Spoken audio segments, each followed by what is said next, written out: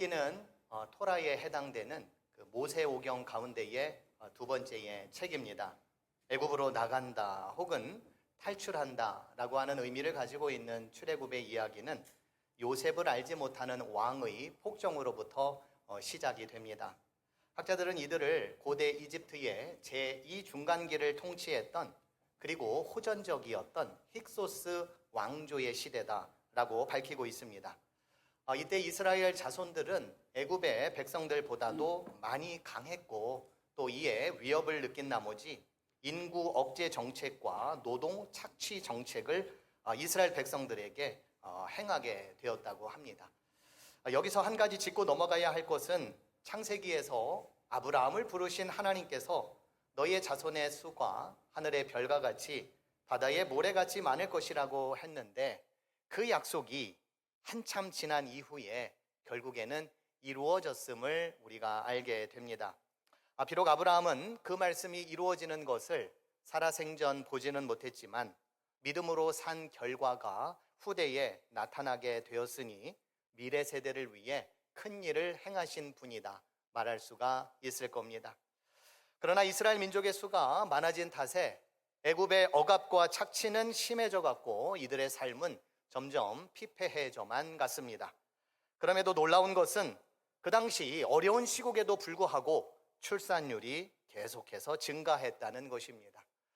당시 출산은 노동력, 경제력, 군사력과 같은 밀접한 관계가 있었는데 높은 출산율은 이스라엘이 점점 강해져 가고 있었다라는 것을 의미합니다.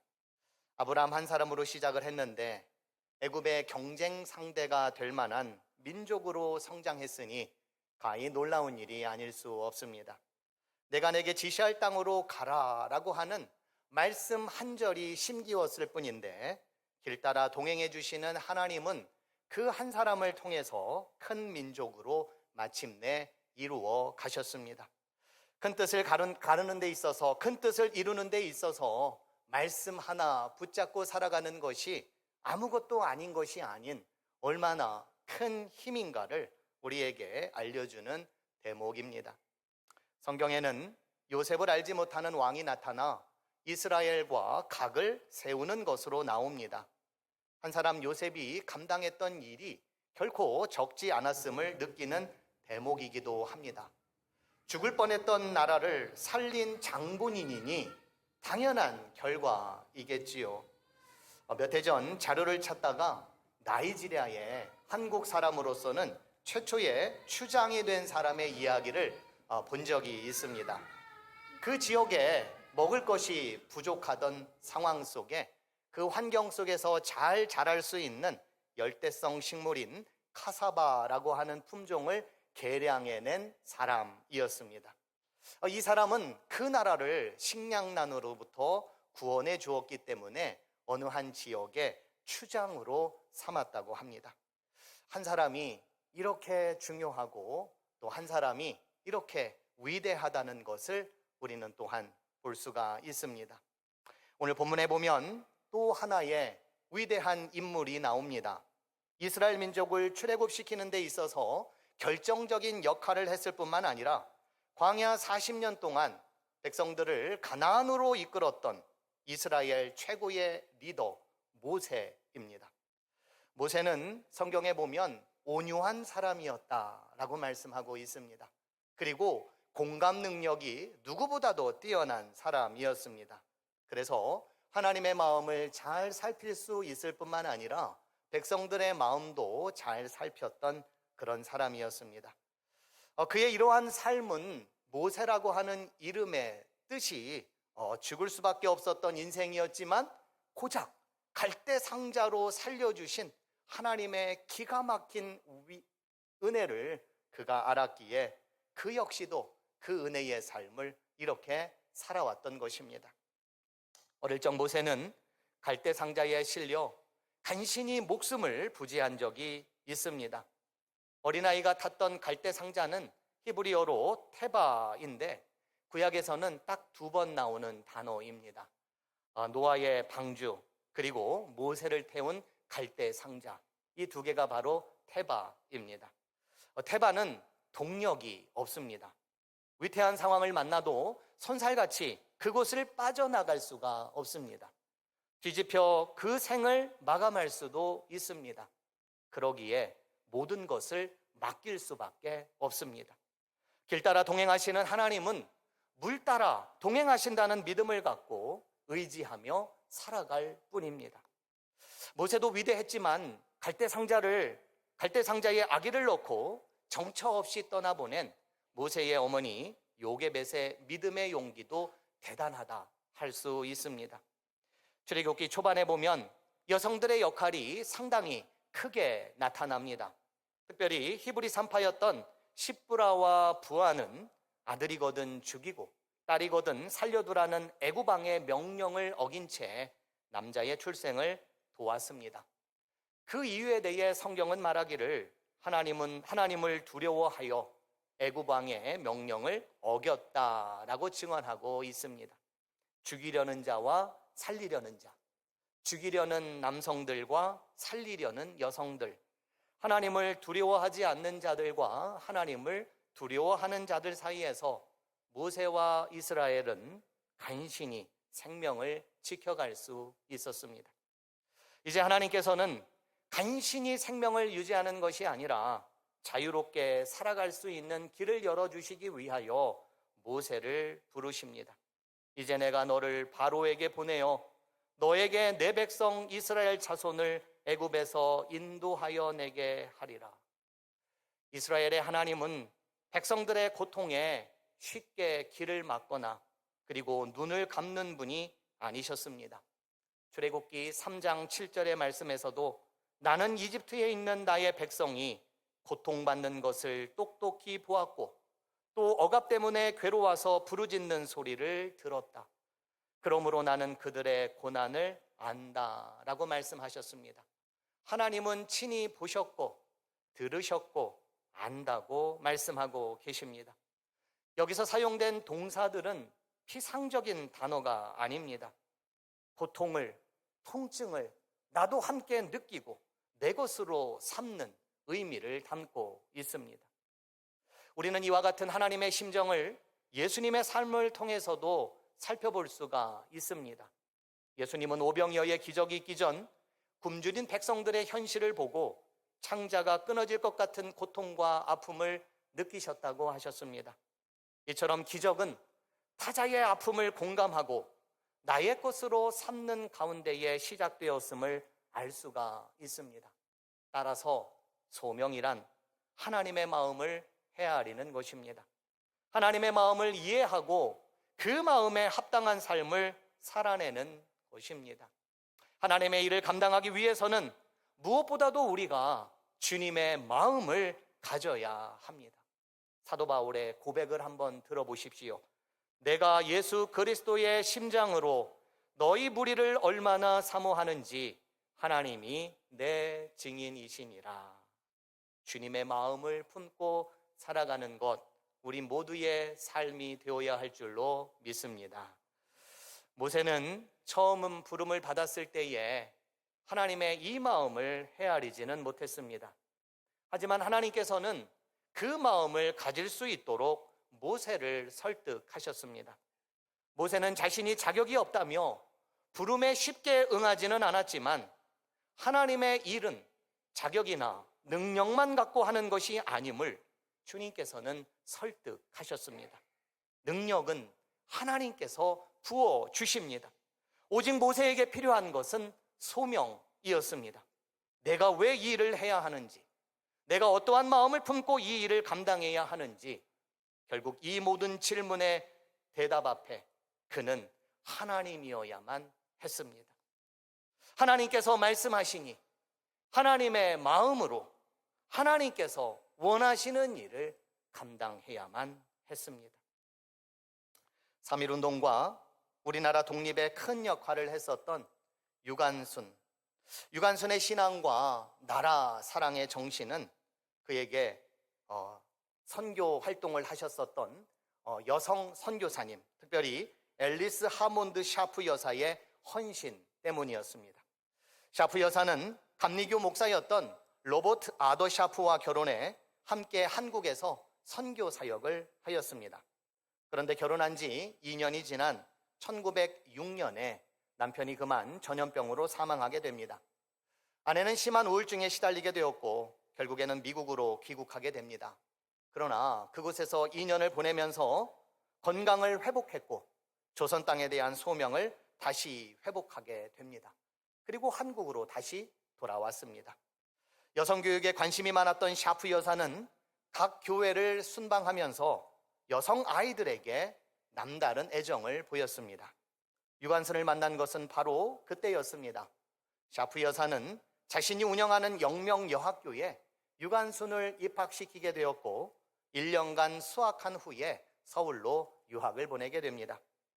일제강점기에는 여성 교육에 대한 인식이 매우 낮았습니다. 사회적으로 여성들의 학업은 초등학교, 즉 소학교까지만 받는 것이 일반적이었습니다. 대부분의 가정에서는 여성들은 그저 한글만 읽고 쓸 줄만 알면 족하다라는 사고방식이 지배적이었다고 합니다. 특히 농촌이나 지방에는 여학생이 중등교육을 받는 일이 드문 일이었다고 합니다. 이런 상황 속에서 여성 아이들에게 교육을 제공해 주고자 힘썼던 샤프 선교사의 헌신과 역할은 실로 어마어마한 일이었다 할 수 있습니다. 더욱이 더 넓게 보자면 3.1운동과 8.15 광복으로 이어지는 데 있어서 굉장한 역할을 하였습니다. 이화학당에 들어간 유관순은 학업과 신앙생활을 게을리하지 않았습니다. 주일 예배는 물론 조국과 민족을 위한 기도회를 통해 민족의식과 시대의 소명을 갖게 되었습니다. 그러다가 3.1운동에 가담하게 되었고 또 3월 5일에는 학생단 시위 참여도 하게 되었다고 합니다. 학교에 휴교령이 내려 고향으로 돌아가야 할 때에는 유관순은 동료들과 함께 나라를 위해 목숨을 바칠 각오로 독립운동에 앞장을 섰습니다. 그리고 이러한 각오와 결단은 음력 3월 1일에 있었던 아운의 장터에서 만세운동으로 이어졌습니다. 거사가 일어나기 전날 밤 유관순은 충남 천안에 있는 매봉교회에서 이렇게 기도를 드렸다고 합니다. 오 하나님이시여, 이제 시간이 임박하였습니다. 원수외를 물리쳐 주시고 이 땅의 자유와 독립을 주소서. 내일 거사할 각 대표들에게 더욱 용기와 힘을 주시고 이로 말미암아 이 민족이 행복한 땅이 되게 하소서. 주여 같이 하시고 이 소녀에게 용기와 힘을 주옵소서. 대한독립 만세, 대한독립 만세. 나라에 바칠 목숨이 오직 하나밖에 없는 것이 유일한 슬픔이라고 했던 유관순은 감옥에서조차 피눈물을 흘리며 기도했습니다. 그러다가 17세의 어린 나이에 유명을 달리하게 되었습니다.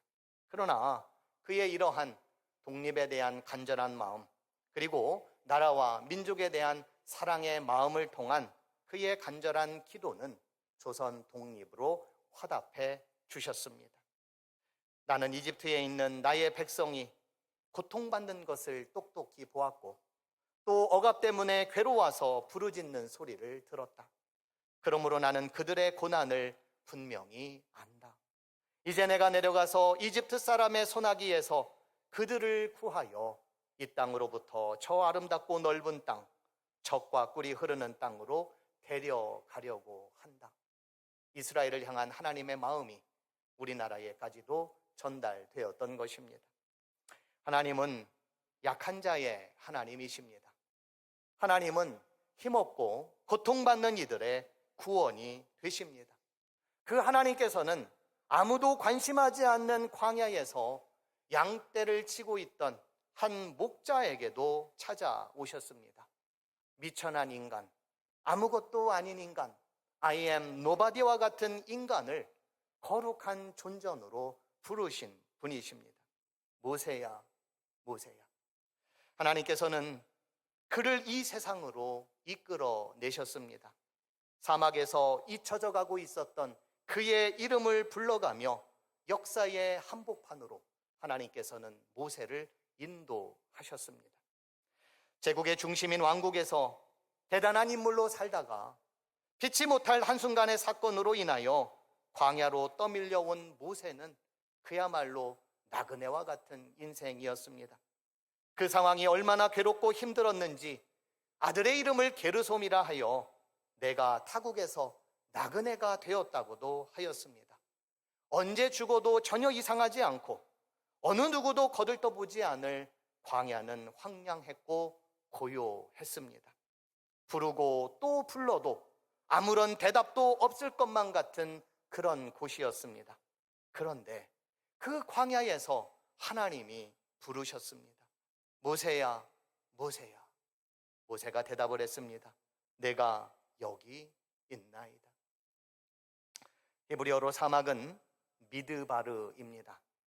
이것은 바람으로 단단히 다져진 장소, 그리고 신의 말씀이 임하는 장소입니다. 모세는 도망자였습니다. 제국의 중심에서 우뚝 설 수 있는 존재였지만 사람을 해하고 도망자가 되었습니다. 사막에서 불어오는 모래바람을 맞으며 그는 수없이 외치며 울부짖었을 것입니다. 왕궁에서 누렸던 생활이 생각이 나고 괜히 시비에 휘말려 하지 말아야 할 일을 저질러가며 그는 너무 화가 났고 죗값을 청산하지 못하고 비굴하게 도망친 자신의 모습이 너무도 개탄스러웠습니다. 인생의 끝자락이라 할 수 있는 사막에서 양떼나 치고 있는 나는 도대체 무엇인가? 그런 나는 무엇이 되려고 하는가? 그리고 지금 나는 무엇이 되어가고 있는가? 모세의 마음은 사막의 언덕처럼 점점 굳어져 가고 있었습니다. 그렇게 보낸 세월이 자그마치 40년이 흘렀습니다. 그러다가 목소리를 들었습니다. 자기의 이름을 부르는 목소리였습니다. 모세야, 모세야. 그 목소리는 장인어른의 목소리도 아내의 목소리도 아니었습니다. 그 목소리는 사막에서 가장 흔한 식물인 떨기나무, 즉 가시덤불에서 나오는 음성이었습니다. 그것도 불에 타지 않는 가시덤불에서 들려왔습니다. 비록 모세는 아직까지 그 음성의 주체가 누구인지는 모르지만 그분은 사막에서도 분명하게 말씀하고 계시고 사막에서도 계시는 분이십니다. 흔하고 흔한 가시덤불 속에서 말씀하시는 분이십니다. 꺼지지 않는 불이 되어 부르시는 분이십니다. 이 모든 것을 볼 때에 하나님은 약한 것들을 통해 어디서나 꺼지지 않는 불처럼 말씀하시는 분이시고 이를 통해 아무것도 아닌 것들을 부르셔서 하나님의 사람으로 사용하시는 분이십니다. 모세는 이제 그 부르심 가운데에 서 있습니다.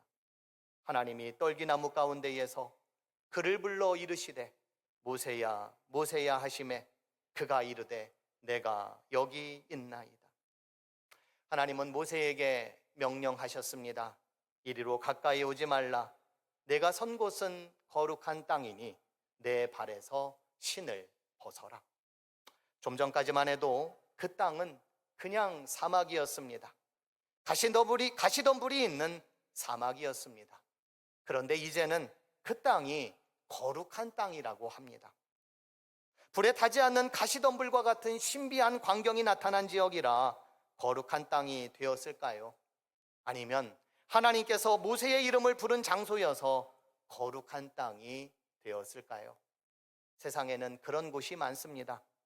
기적이 일어났다는 곳, 성인들이 놀라운 기적을 발휘했다는 곳, 그리고 성인들이 순교했다는 곳, 그곳은 모두 거룩한 곳이 되었고 마침내 성지가 되었습니다. 그곳은 특별한 곳입니다. 그러나 특별한 곳은 어디에나 있습니다.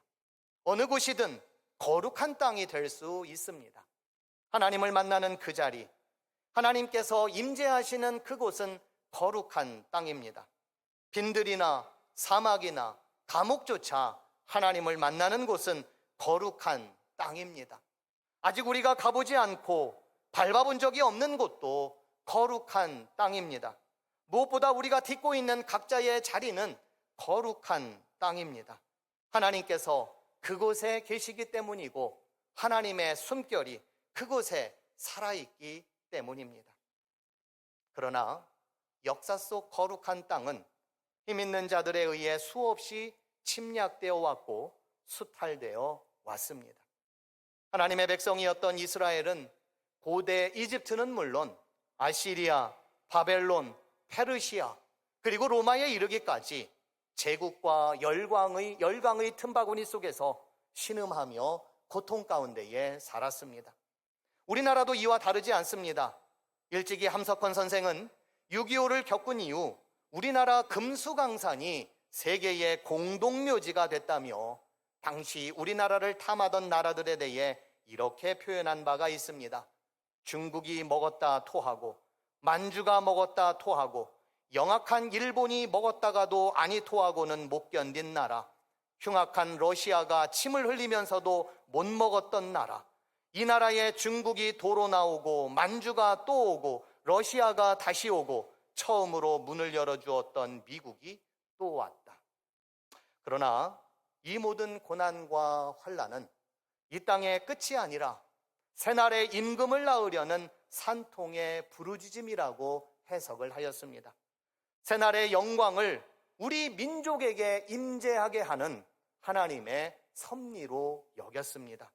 그러면서 이제 우리가 해야 될 일이 있다면 고난의 풀무 속에서 역사의 모든 찌꺼기와 때와 허물과 혼합물들을 모두 빼서 씻고 오직 하나만을 남기는 것이라고 하였습니다. 오직 하나, 그것은 같이 사는 것이었습니다.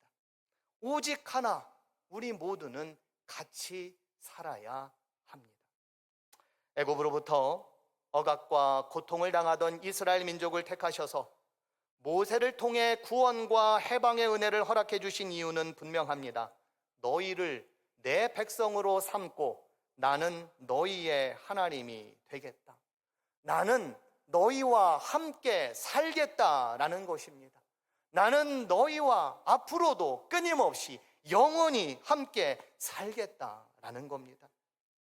도대체 그들이 누구이기에, 이들이 무엇이기에 하나님께서는 그렇게 하셨던 겁니까? 하나님은 말씀합니다. 너희를 택하심은 너희가 다른 민족보다 수요가 많기 때문이 아니니라. 너희는 오히려 모든 민족 중에 가장 적으니라. 한마디로 불쌍하기 때문에 그렇습니다. 그 민족이 불쌍해서, 그 민족의 백성들이 불쌍해서, 너무나도 불쌍해서 하나님께서는 그런 마음을 먹으시고 자신의 백성으로 함께 살겠다 말씀하셨던 겁니다.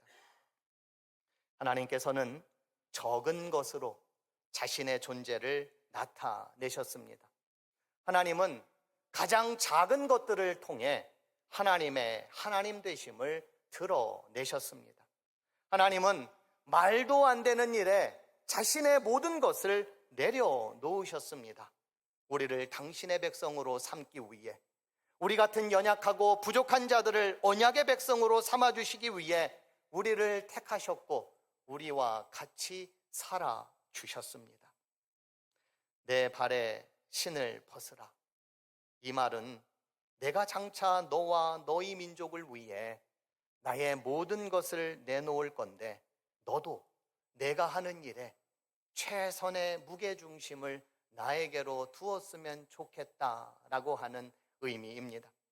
내가 가진 모든 것, 내가 가장 소중하게 여겼던 모든 것들을 포기하고 이제는 나의 마음과 나의 뜻과 나의 정성을 우리 모두가 함께 깨닫고 함께 거룩한 일, 함께 거룩한 땅을 만들어 갔으면 좋겠다라고 하는 하나님의 부르심입니다. 출애굽은 아무것도 아닌 자들을 위해 위로부터 하나님이 주신 선물이었습니다. 아무것도 예측하지 못했고 이 땅에 고통과 울부짖음만이 있었을 때에 도둑처럼 내려온 해방이었습니다. 불쌍한 자들, 하나님의 백성으로 삼아주시기 위해서 하늘이 도와준 은혜였습니다. 올해로 80주년을 맞는 광복절도 그렇습니다. 거룩한 이 땅에 아직 살아야 할 불쌍한 백성들이 있기에 하나님께서는 창조의 빛을 우리나라에 돌아오게 하셨습니다. 이제 하나님의 거룩한 땅에서 이제까지 신어왔었던 신발을 벗어던지고 거룩한 백성, 거룩한 민족으로 살아갈 수 있기를 바랍니다. 이 땅을 향한 하나님의 긍휼하심과 애타는 심정을 가지고 나라를 사랑하고 또 백성들을 사랑하고 주님의 몸된 교회를 사랑할 수 있는 우리 모두가 되기를 축원드립니다. 아무것도 아닌 존재를 부르시고 소명을 주신 하나님의 뜻을 잘 받들어 함께 살아가는 주의 백성이 되기를 축원드립니다. 내가 누구이기에 바로에게 가며 이스라엘 자손을 애굽에서 인도하여 내리이까? 늘 겸손한 마음으로 하나님을 의지하며 살아간다면 주께서 우리와 늘 함께 하시고 인도해 주실 것입니다. 내가 반드시 너와 함께 있으리라. 내가 그 백성을 애굽에서 인도하여 낸 후에 너희가 이 산에서 하나님을 섬기리니 이것이 내가 너를 보낸 증거니라. 우리 모두 이 은혜를 경험하시는 복된 삶이 되기를 간절히 축원드립니다.